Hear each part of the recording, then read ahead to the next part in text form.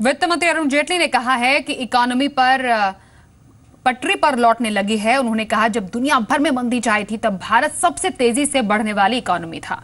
वित्त मंत्री ने गोल्ड से 1% एक्साइज ड्यूटी हटाने की मांग को एक बार फिर से खारिज किया। उन्होंने कहा कि एनपीए को छिपाने से बैंकों की दिक्कतों का हल नहीं होगा। जेटली ने कहा कि बैंकों की दिक्कतों का हल कैपिटलाइजेशन के जरिए ही होगा। जेटली ने संसद को बताया कि पनामा पेपर लीक में जिनके नाम आए हैं उन्हें टैक्स नोटिस भेजा गया है।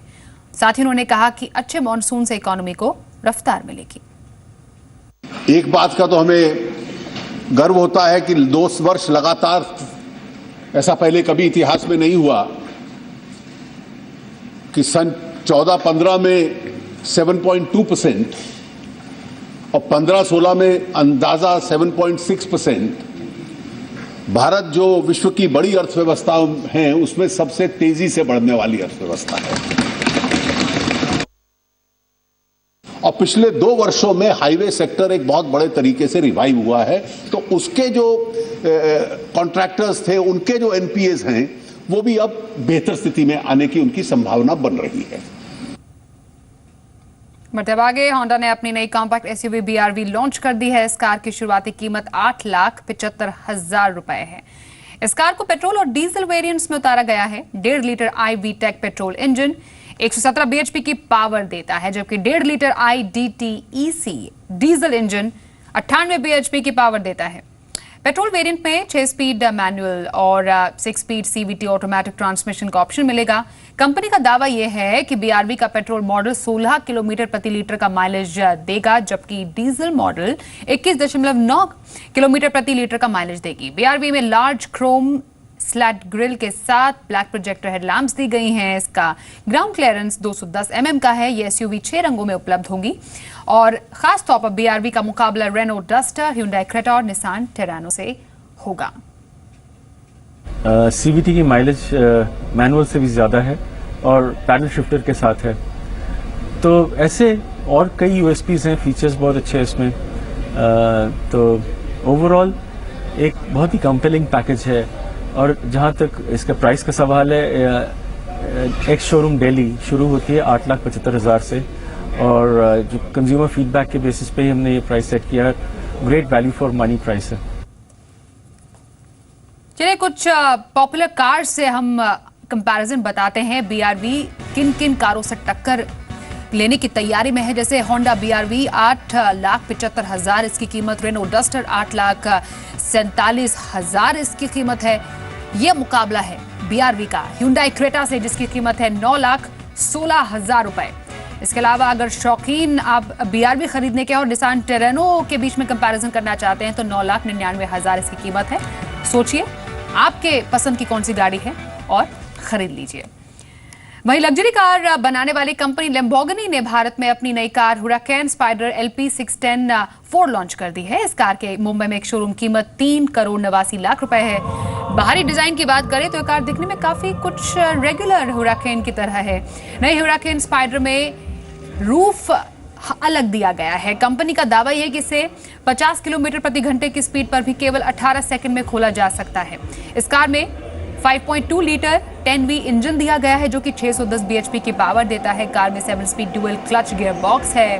कंपनी का दावा है कार 100 किलोमीटर की रफ्तार महज 3.4 सेकंड में पकड़ लेती है, जबकि इसकी टॉप स्पीड 324 किलोमीटर प्रति घंटा है। पिछले 6 महीने में यह लैम्बोर्गिनी की दूसरी कार लॉन्च है।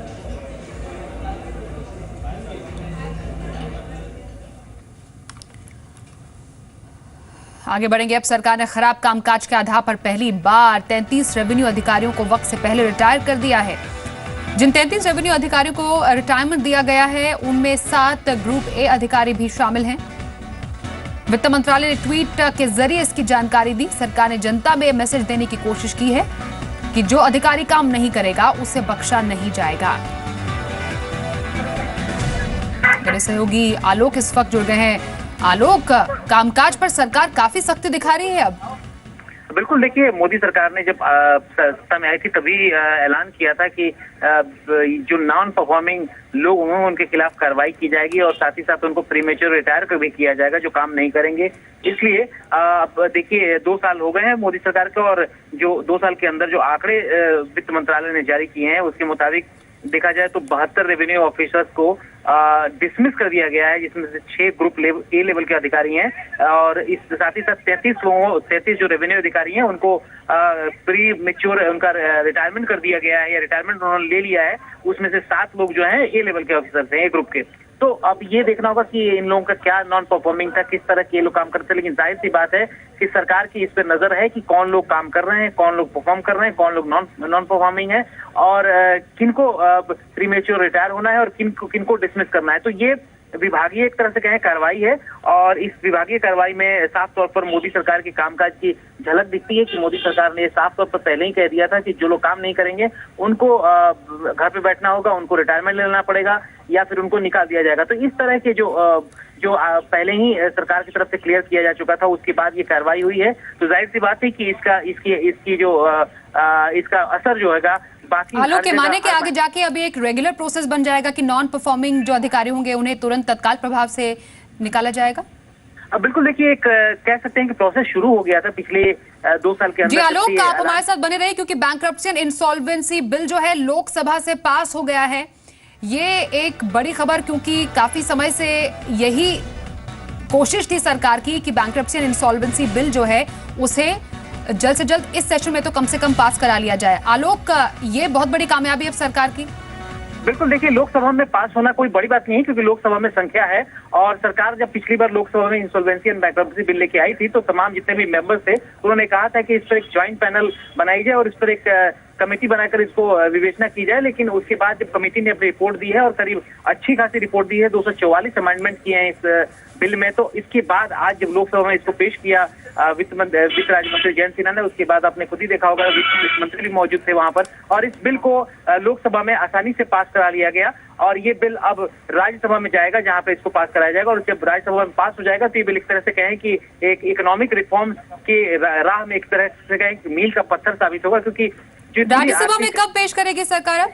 देखिए, अब आज लोकसभा से पास हो जाने के बाद अगले हफ्ते इसको सरकार लेकर आ सकती है। हमारी बातचीत हुई है कि अगले हफ्ते इसको पास कराने की कोशिश की जाएगी। हो सकता है कि इसको सोमवार के दिन ही लेके आया जाए इसको पास कराने के लिए। तो ये एक बड़ी उपलब्धि है सरकार के लिए क्योंकि आर्थिक जो रिफॉर्म्स चल रहे हैं, इकोनॉमिक रिफॉर्म्स चल रहे हैं, उसमें जीएसटी के बाद ये जो बिल है एक बहुत ही मील का पत्थर साबित हो सकता है। 244 अमेंडमेंट्स के साथ बैंक्रप्सी इंसॉल्वेंसी बिल जो है वो लोकसभा से पास हो चुका है। राज्यसभा में आपको लगता है एक बड़ी चुनौती अब सरकार के लिए क्योंकि नंबर उनके पास नहीं है?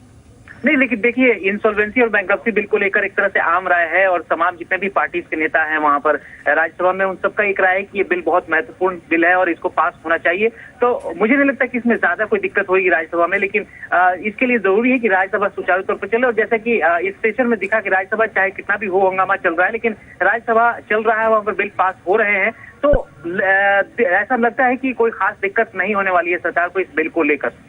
और साथ ही क्रॉस बॉर्डर इंसॉल्वेंसी क्लॉज जो जोड़ा गया है उसको लेकर भी एक आम सहमति बनी है, वो भी एक बहुत महत्वपूर्ण सरकार की तरफ से कह सकते हैं इनिशिएटिव रहा है। बिल्कुल बिल्कुल, जो ज्वाइंट पैनल बनाया गया था उसमें राज्यसभा और लोकसभा के दोनों मेंबर्स थे और उसमें काफी सारे अमेंडमेंट भी किए गए थे इस बिल में। और जो क्रॉस बॉर्डर इंसॉल्वेंसी का मसला है उसमें 2 खास तौर से क्लॉज जोड़े गए थे। हालांकि जो ओरिजिनल बिल था उसमें ये क्लॉज नहीं थे, लेकिन ज्वाइंट पैनल ने इसको जरूरी समझा कि जो मौजूदा हालात हैं जिसमें डिफॉल्टर्स अपने विदेशी संपत्ति का ब्यौरा नहीं देते या विदेशी संपत्ति अटैच करने में सरकार को दिक्कत होती है, तो ऐसे में क्रॉस बॉर्डर इंसॉल्वेंसी का क्लॉज जोड़ा जाना चाहिए जिसमें सरकार 2 क्लॉज के जरिए, यानी कि एक तो दूसरे देशों के साथ एक एग्रीमेंट करके सरकार और या फिर दूसरा उस देश को चिट्ठी लिखकर जो विदेशों में जमा संपत्ति है डिफॉल्टर्स की उसको अटैच करने की कार्रवाई शुरू कर सकती है। तो ये एक तरह से कहें शुरुआत है क्रॉस बॉर्डर इंसॉल्वेंसी की। आने वाले दिनों में इसमें और भी क्लॉज जोड़कर इसको और भी मजबूती देने का काम किया जाएगा। बहुत शुक्रिया आलोक हमारे साथ इस पूरी खबर पर जुड़ने के लिए आपका। इसी के साथ न्यूज़ 5 के इस बुलेटिन में बस इतना ही।